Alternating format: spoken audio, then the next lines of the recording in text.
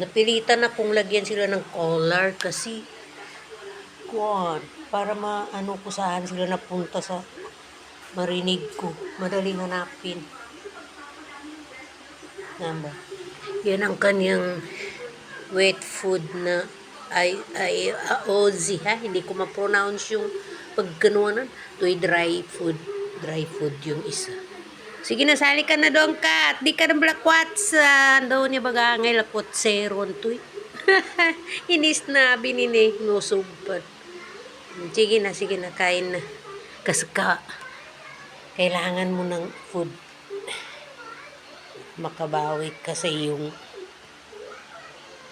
panganganak. Sige, enjoy lang sa iyong wet food.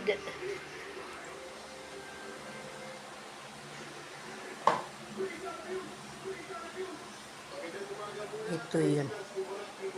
Ito yung kanyang kwan.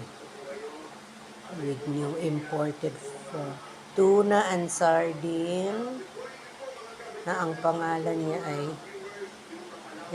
itong pangalan niya. Paano ba yung basahin?